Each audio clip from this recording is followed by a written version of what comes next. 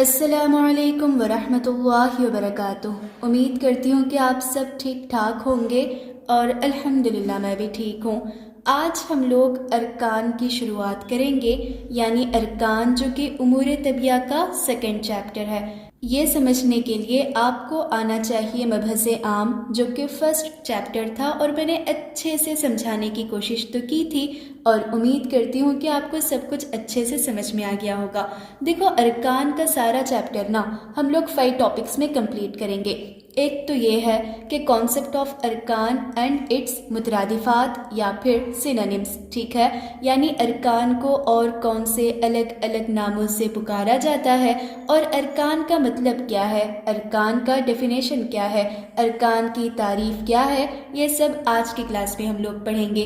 और इसकी जो दूसरी क्लास होगी अरकान में, हम लोग उसमें देखेंगे कि टाइप्स ऑफ अरकान क्या है, फिर कैफियत अरबा किसे कहते हैं, अरकान का तबई मुकाम क्या होगा, अरबियत अरकान के दलाइल क्या हैं। देखो, दलाइल जो कि दलील की जमा है और दलील एविडेंस को कहते हैं, यानी यूनानी के एतबार से अरकान हम लोग 4 मानते हैं ना, आग, हवा, मिट्टी, पानी। अगर वो 4 हैं तो हैं क्यों, इसका एविडेंस क्या है, इसका प्रूफ क्या है, ये सारा देखेंगे और फिर अनासर इंसानिया के बारे में पढ़ेंगे।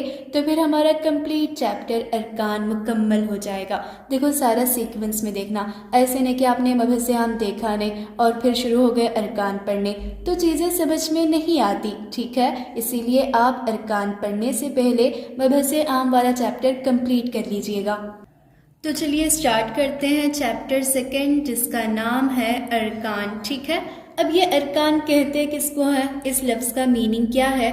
देखो, अरकान ना रुकन की जमा है। अब रुकन किसे कहते हैं, रुकन का मतलब होता है कि सुतून का होना, पिलर का होना, कोई बुनियाद का होना, बेसिक का होना। इसका एग्जाम्पल हम लोग ऐसे ले सकते हैं, मान लो आप किसी अपार्टमेंट में रहते हो और वो अपार्टमेंट के पिलर्स रहते हैं ना, बगैर पिलर्स के तो गिर जाएगी उसकी छत, उसकी रूफ गिर जाएगी। इसीलिए अपार्टमेंट के रहने के लिए, अपार्टमेंट के वजूद के लिए, एग्जिस्टेंस के लिए पिलर्स का होना मायने रखता है। सेम उसी तरह ये जो हमारा बदन इंसान है ना, ह्यूमन बॉडी, तो उसके लिए भी कुछ अरकान है, उसके लिए भी कुछ रुकन है, जिसकी वजह से वो अपना वजूद रखता है, अपना एग्जिस्टेंस रखता है। एक और सिंपल सा एग्जांपल बताती हूँ कि आपने रोटी तो बनाई होगी। अब रोटी बनती कैसे है, उसके लिए आपके पास आटा होना चाहिए, नमक होना चाहिए, पानी होना चाहिए, थोड़ा सा तेल भी होना चाहिए। ये सारा गूंद दोगे और रोटी आप बनाओगे। मीन्स रोटी के बनाने के लिए कुछ बेसिक मैटर होना है, रोटी के बनने के लिए कुछ बुनियादी मादा होना है, उसी के ज़रिए बनेगी आपकी रोटी। सेम उसी तरह जिस तरह किसी चीज़ को बनने के लिए बेसिक मैटर चाहिए, बुनियादी मादा चाहिए, तो फिर ह्यूमन बॉडी का भी तो कुछ बेसिक मैटर होगा, बुनियादी मादा होगा। तो वो क्या हो सकता है, इसके बारे में हमें पढ़ना है, ठीक है। इस चैप्टर में हम लोग वही देखेंगे कि बदने इंसान का और उसके साथ साथ जो दूसरे अजसाम है, बॉडीज़ हैं, तो उन सब का रुकन क्या है, उन सब का बेसिक मैटर क्या है, ये देखेंगे, ठीक है। शायद अब आपको समझ में आया होगा कि अरकान रुकन की जमा है, रुकन सिंगुलर है और अरकान प्लूरल है। इसका मतलब होता है कि पिलर का होना, सुतून का होना, बुनियाद का होना, बेसिक का होना। अब इसके मुतरादिफात क्या हैं, सिनोनिम्स क्या हैं। अरकान को अनासिर भी कहते हैं। अनासिर का मतलब क्या होता है, एलिमेंट्स, ठीक है। मॉडर्न पीरियोडिक टेबल में हम लोगों ने ढेर सारे एलिमेंट्स पढ़े हैं, तो बस उसी एलिमेंट्स को हम लोग अरकान भी कह सकते हैं। और फिर उस्तुक़ुस्सात, देखो इसका जो प्रोनाउंसिएशन है ना, वो मैटर करता है, इसको आपने ठीक से पढ़ना है। उस्तुक़ुस्सात जो कि जमा है उस्तुक़ुस की। अब उस्तुक़ुस किसे कहते हैं, उस्तुक़ुस जो कि एक रोमन वर्ड है, इसका मतलब होता है कि जड़ का होना, असल का होना, तो उसे हम लोग कहेंगे उस्तुक़ुस।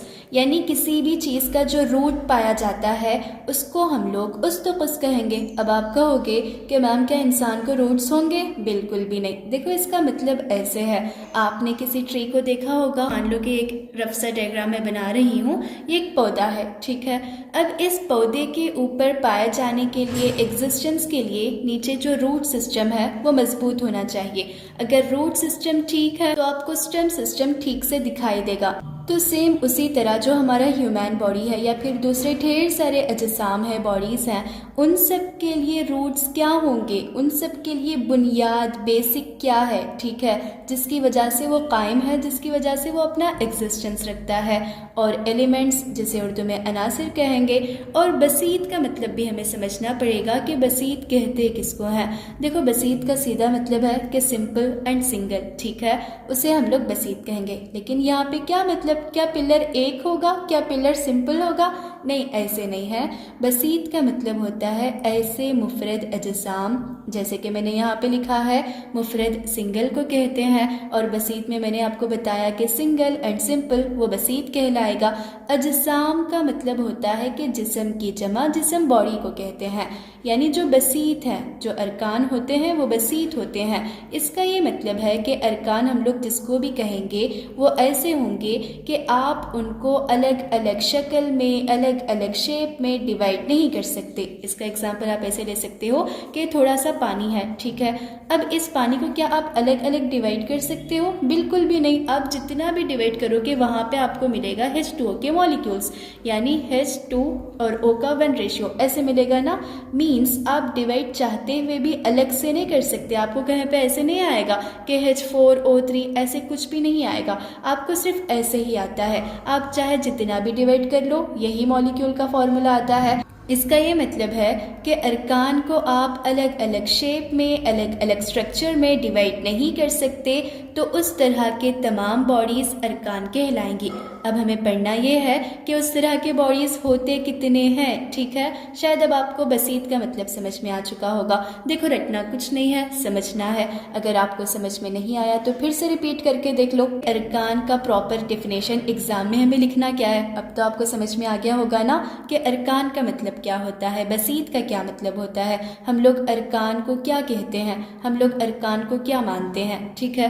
अरकान वो बसीत अजसाम है जो बदने इंसान वगैरह के लिए, वगैरह में ढेर सारे अलग अलग जानवर भी आ जाएंगे, मिनरल्स भी आ जाएंगे, प्लांट्स भी आ जाएंगे। अज्जाए अव्वलिया है। अज्जा जो कि जुज़ की जमा है, जुज़ पार्ट को कहते हैं, हिस्से को कहते हैं। अव्वलिया बना अव्वल से, और अव्वल कहते हैं पहले होना, ठीक है, जो फर्स्ट होगा, यानी ये फर्स्ट पार्ट है। जैसे देखो पूरे इंसान को बनने के लिए सेल मायने रखता है ना। क्लस्टर ऑफ सेल से टिश्यू बनेगा, फिर टिश्यू से ऑर्गन बनेगा, ऑर्गन से ऑर्गन सिस्टम, और फिर सारा ऑर्गेनिज्म बनता है। लेकिन ये सेल बना किससे है, ठीक है, ये सेल बना है ढेर सारे एलिमेंट से। तो उसी एलिमेंट्स, उसी अरकान की बात हम लोग कर रहे हैं। मीन्स एक सेल का अपना वजूद रखने के लिए, अपना एग्जिस्टेंस रखने के लिए जो सबसे पहले पार्ट्स होना चाहिए वो भी तो अरकान है। ऐसे अजसाम में मुनक़सिम होना मुमकिन नहीं। मुनक़सिम का मतलब होता है कि डिवाइड कर देना, मुमकिन नहीं का मतलब होता है कि पॉसिबल है ही नहीं, ठीक है।